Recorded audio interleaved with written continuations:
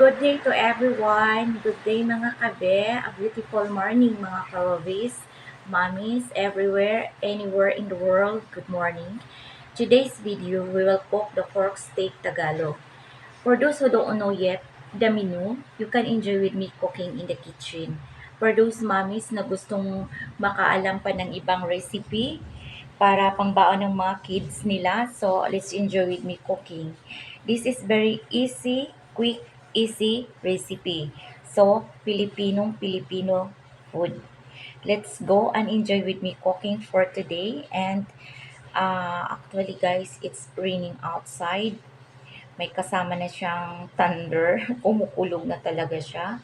So, I have a cup of coffee here. After this, let's go and enjoy cooking. Let's start cooking. I hope you will enjoy the video for today, guys.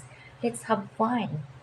So, here in the pan, pinainit ko lang yung konting oil. Lagay natin yung onion. Now, this. Ayan. Saute lang natin siya guys, tumilansik pa kasi parang may konting water yung onion natin. Nugasan ko kasi yan, di ko na nalagay sa steamer. So, ayan.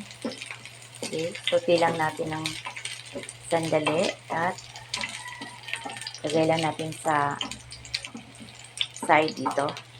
So, next is the garlic.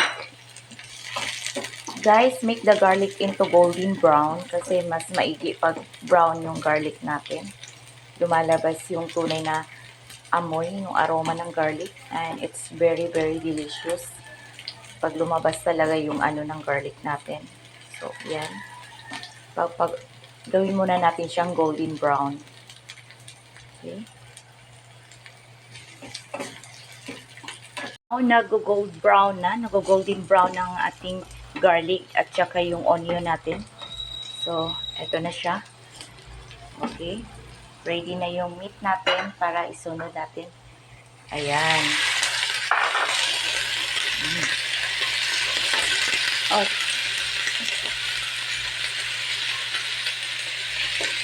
Okay. And then, little paprika powder. Ilagay natin ng unti kasi maganda pag makulay. And then, our pepper powder. Yes. Okay. And then, ang ating seasoning. Then, put the calamansi juice, guys.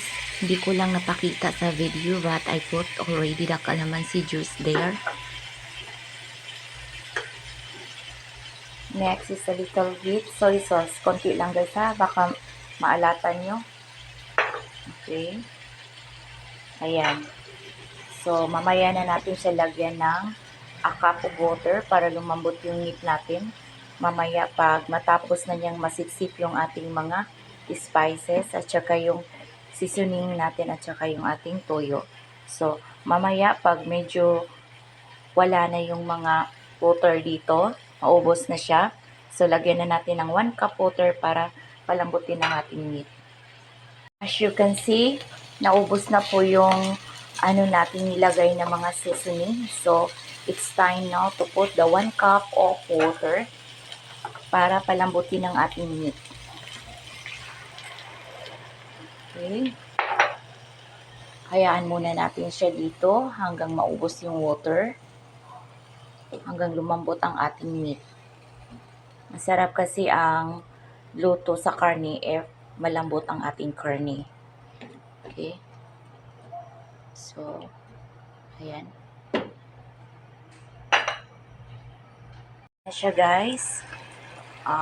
Paubos na yung ano niya. Nagki-creamy na po siya. So, add natin ang ating siling haba. Ayan. Okay. Add 1 tablespoon of honey to make a little bit sweet. And also the oyster sauce. Na siya guys. It's done already. Ready to serve for the lunch. Namaos na yung boses ko ah. Okay, now it's ready. So, here na siya guys. Ready na ang ating pork steak Tagalog. Lagay muna natin sa plate. Para ready to serve na ito. Creamy. Here. Okay.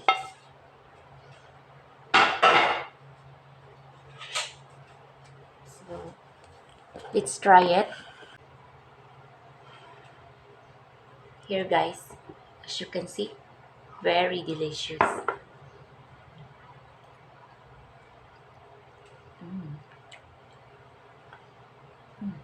Sarap.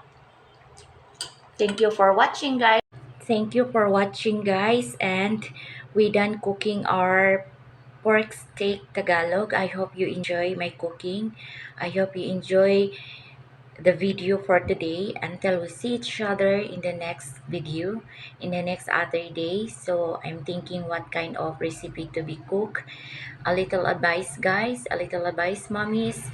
Sanayin natin ang ating mga babies kumain ng mga gulay instead of mga instant or mga meats.